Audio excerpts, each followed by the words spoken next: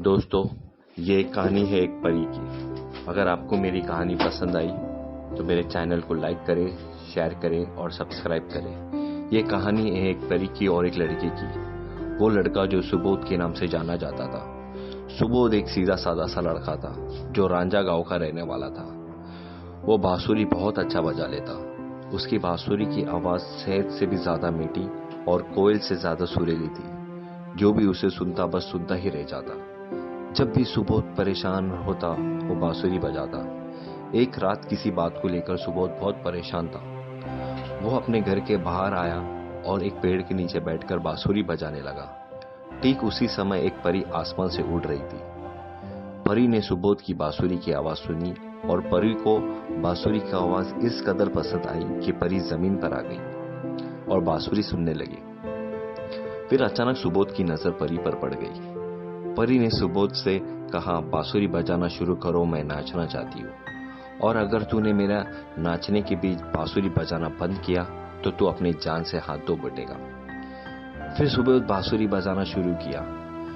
परी नाचे जा रही है, सुबोध बजाए जा रहा है, बजाए जा रहा है। कुछ देर बाद परी नाचकर थक गई और रुक गई। फिर परी सुबोध से इस कदर खुश हुई कि परी ने फैसला किया कि वो सुबोध को इंसानों की दुनिया से दूर परियों की दुनिया में ले जाएगी, जहां चारों तरफ फल ही फल होगी, खुशियां ही खुशियां होगी। परी सुबोध से इस कदर दीवानी हो गई सुबोध की कि अगर सुबोध उससे ना मिलता तो परी बहुत परेशान हो जाती।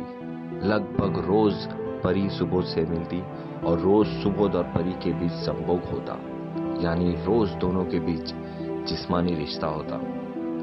हर रोज परी के साथ जिस्मानी रिश्ता रखने के कारण सुबोध बहुत पतला और कमजोर हो गया था। जब भी सुबोध को जो भी कोई सुबोध को देखता वो सुबोध की हालत देखकर हैरान रह जाता। फिर किसी ने सुबोध के माता पिता से कहा कि आप एक अच्छी सी लड़की देखकर सुबोध की शादी करा दो, सब ठीक हो जाएगा। उसके बाद उसके माता पिता ने सुबोध को लड़की देखना शुरू कर दिया।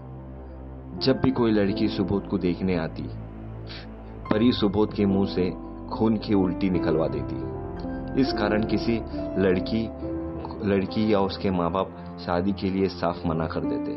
उन्हें लगता कि सुबोध किसी खतरनाक बीमारी से जूझ रहा है। इस बात को लेकर सुबोध के घर वाले बहुत परेशान थे। फिर किसी ने सुबोध के माता पिता से कहा कि आप सुबोध को बाबा सचदेव महाराज के पास ले जाओ, महाराज ही कुछ उपाय बता सकते हैं। बाबा सचदेव महाराज ने सुबोध से अकेले में बात की। सुबोध ने महाराज को सब सच सच बता दिया। सुबोध ने महाराज को सारी चीजें बता दिए परी और उसके बारे में। और सुबोध ने यह भी कहा कि अब वो हमेशा हमेशा के लिए परी से छुटकारा पाना चाहता है। ये सारी बातें सुनकर महाराज ने सुबोध से कहा, अब जब भी परी तुमसे मिलने या संभोग करने आएगी तो तुम्हें परी से सिर्फ इतना कहना है कि तुम अभी तो मेरे पास आकर 2 घंटे रहकर गई हो और अभी फिर मिलने आ गई।